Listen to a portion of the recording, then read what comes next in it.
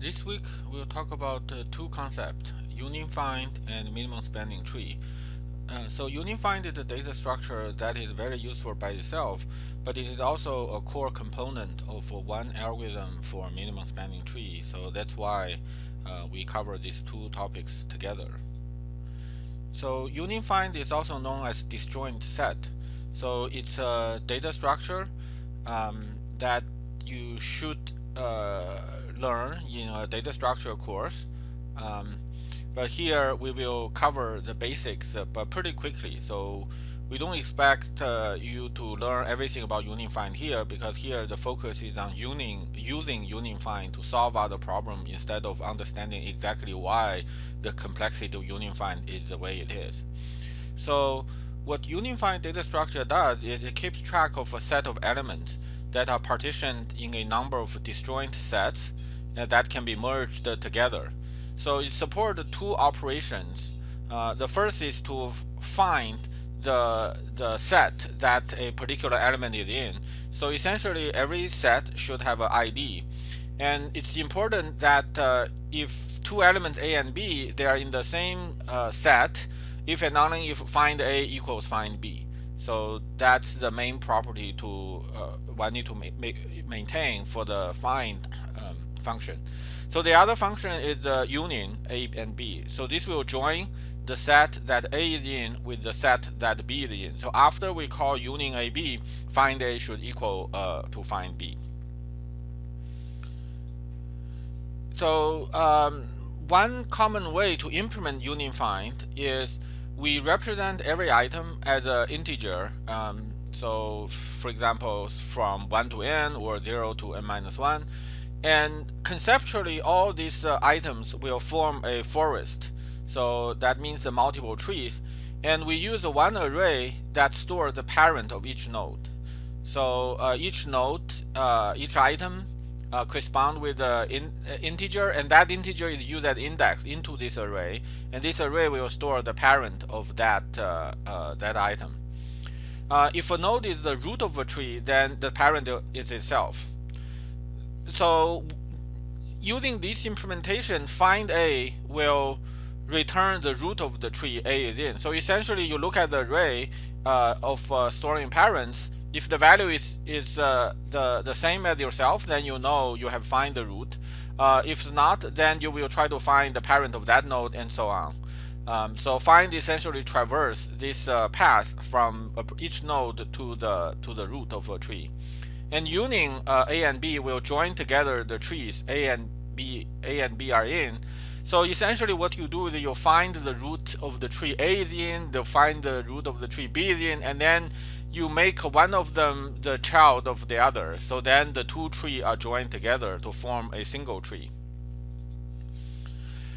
So there are two key ideas in making the union find implementation efficient. The first is the strategy for doing union. So when you are joining the tree for A and tree for B, you can choose to make the root of A to be a child of B, or the root of B to be a child of A. And that choice actually can have a big impact on the performance. So there are two ways to do that. One is called union by rank, which measure each of the tree based on its height, and then it will make the sort of the shorter tree to be the child of the parent tree, so that the overall rank does not increase. The other way is to do union by size, which makes for each tree we keep track of how many of nodes are in them, and then we make the root of the bigger tree to be the overall root. So we make the root of the smaller tree to be a child of the root of the bigger tree. So either of these will work quite well. So we need to keep track of this information of the rank or size of the tree. So in addition to the parent array, we need another array to keep track of that information. So another key. Okay, so here is an example illustrating union by size, or in fact union by rank. It's the same. So the tree on the left include element from 0 to 5, and the tree on the right include elements 6, 7, 8. So in terms of size, the tree on the left is bigger. it had 1, 2, 3, 4, 5, 6 elements. The tree on the right is smaller, has 3 elements. But in terms of rank or height, the tree on the left is also bigger. It has 3 layers. The tree on the right only have 2 layers. So whatever we use, it will be equivalent. So if we are trying to union 4 and 7, we will find the root of the tree that 4 is in, so that's 0, and we find the root that 7 is in, that's 6. So we will choose to make 0 the overall root. So we essentially mark 6th parent to be 0. So that's the first optimization. The other optimization is called the path compression. So essentially, unifying the find part can become inefficient when the path to the root is very long. However, if we have a long path, we can traverse it and then compress it. So we can sort of traverse this path twice. The first time we go all the way and we find the root, and then the second time we will change the parent of every node along the path to be the new root. Because the main property of the tree we need to make sure is everything that are in the same set, they have to have the same root. The structure of the tree doesn't matter. We can change them any way we want, and we want to make them as flat as possible. So in fact, the best organization is all the nodes other than the root, everything else parented directly the root. So then when we are trying to find the root, we only need to traverse one edge. So that's what the path compression is sort of trying to do. And so it might be possible that one traversal is expensive, but after paying that expensive cost, we will flatten the tree, and then the next time the traversal will be fast. So on average or asymptotically, the finding the root will become an efficient operation. So here's an example illustrating that. So given this tree structure on the left, if we do find 8, so we will find that the parent of 8 is 4, the parent of 4 is 2, the parent of 2 is 0. But after we follow the path, we flatten it, we'll make 4 and 8 also directly have parent 0. So then next time we do find 8 or find 4, we will only need to traverse one step to find that. So this slide gives the unified code in Java. So the constructor take n. So this is the number of element in the number of element in the set we are maintaining. So we have a parent array, we have the size array. So this use union by size. So initially every node is its own root. So every node is its own parent. So all the nodes are disjoint, and the size in this case we put 0. So we sort of the size doesn't count the node itself.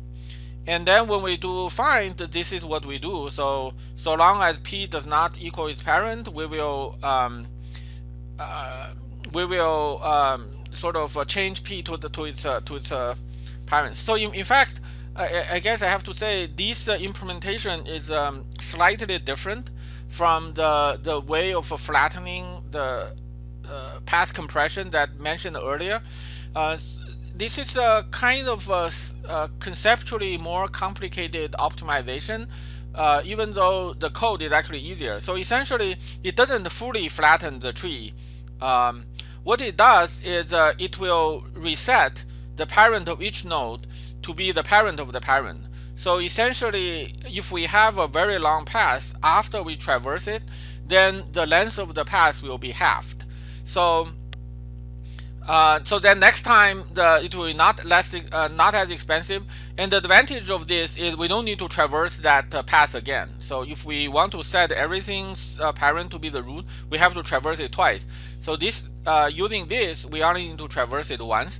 It will not fully flatten a long path in one operation, but asymptotically it's a sort of equivalent.